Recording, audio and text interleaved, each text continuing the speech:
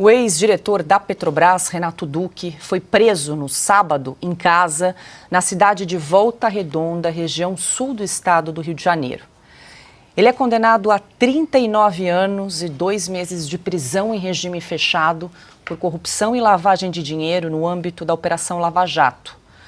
Duque era considerado foragido desde que a Justiça Federal de Curitiba expediu o mandado de prisão contra ele no último dia 18 de julho. A ordem de prisão é consequência de 3 sentenças que já transitaram em julgado, além de uma 4ª sentença que ainda segue em tramitação. Bom, Silvio, para quem não se lembra, o Petrolão é um dos casos criminais mais representativos da corrupção no Brasil. A gente foi resgatar no nosso cartório da Revista Oeste uma reportagem que você escreveu. E nessa matéria, nessa reportagem, tinha uma arte com histórico de todo o custo da corrupção na Petrobras. A gente vai trazer aqui para quem nos acompanha antes de você comentar a prisão do Renato Duque nesse final de semana. Não sei se a gente tem aí a arte, eu vou trazendo aqui os números. Vamos lá, impressionante, na Lava Jato. Quase 1.500 mandados de busca e apreensão, 132 mandados de prisão preventiva, 163 mandados de prisão temporária e 6 prisões em flagrante. Ocorreram quase 800 pedidos de cooperação internacional e 17 acordos de leniência, além de um termo de ajustamento de conduta.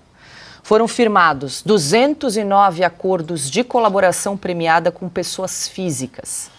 Das 130 acusações criminais contra 553 pessoas, 64 foram sentenciadas pelos crimes de corrupção, crimes contra o sistema financeiro internacional, tráfico transnacional de drogas, formação de organização criminosa e lavagem de ativos.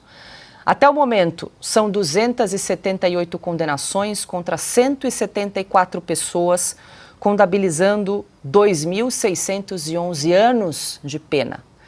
Além disso, há ao menos 35 acusações de improbidade administrativa contra 3 partidos políticos.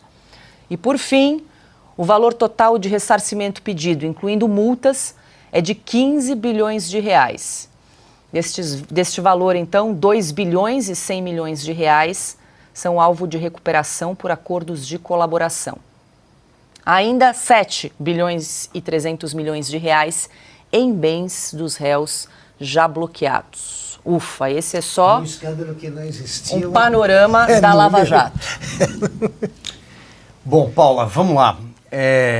Vamos recuperar um pouquinho aqui, vamos forçar um pouquinho a memória, né? O Renato Duque, e antes de mais nada, cabe a pergunta: por que o Renato Duque é preso agora?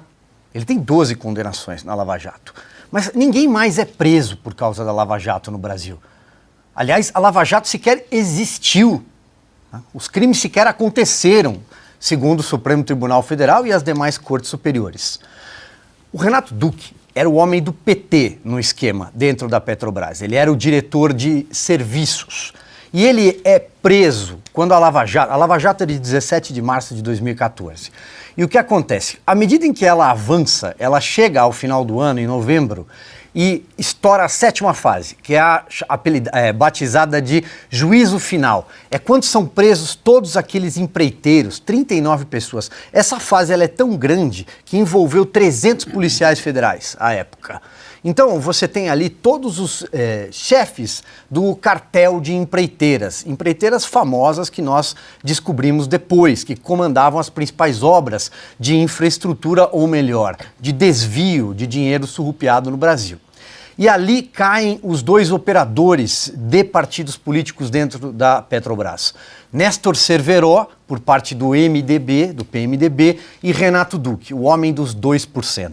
Conhecido dentro da Petrobras como o homem de José Dirceu. E era uma figura tão grande dentro do esquema corrupto que a 10ª fase da Lava Jato, um ano depois do início da Lava Jato, em março de 2015, é batizada de Que País é Esse? Não é por causa da música do Legião Urbana, do Renato Russo.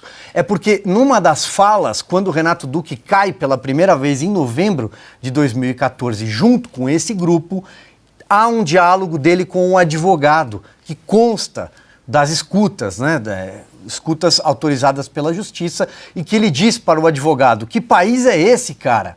estão prendendo os maiores empreiteiros do Brasil, estão prendendo os grandes diretores da Petrobras. E aí, em homenagem a ele, a 10ª fase da Lava Jato, de março de 2015, é batizada de Que País é Esse? O que causa estranheza nisso tudo, não pelas condenações que ele deve, tem 12 condenações, repito, mas por que Renato Duque estaria sendo preso agora, justamente o homem do PT, quando ninguém mais no Brasil é preso pela Lava Jato? Ele já havia sido solto, ele já, inclusive, fora dispensado do uso de tornozeleira eletrônica. Nem isso ele usava mais. Então, talvez essa seja uma história a ser contada, porque nem Sérgio Cabral, condenado a 400 anos, está na cadeia.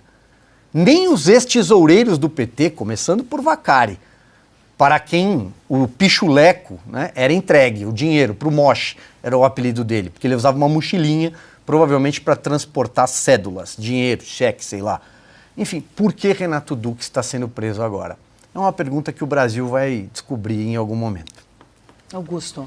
Ótima reconstituição feita pelo Silvio Navarro, porque a gente não se cansa de repetir aqui o escândalo que não existiu na tese, na narrativa do Lula e do PT e nos seus comparsas, foi o maior esquema de corrupção já montado na história.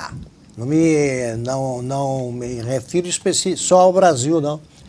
Estou dizendo da história do planeta. Nunca se roubou tanto. Nunca se montou um esquema com a participação de um governo e de grandes empresas como foi o Petrolão. E a Lava Jato, ao desmontá-lo, se transformou na mais bem-sucedida operação anticorrupção da história. A Lava Jato foi paralisada porque era preciso estancar a sangria, não por erros eventuais que tenha cometido, não. A Lava Jato foi paralisada pelas suas virtudes e pelos resultados que obteve. Quando ela se aproximou demais do Judiciário e do Congresso, aí seguiu-se o conselho do Romero Jucá.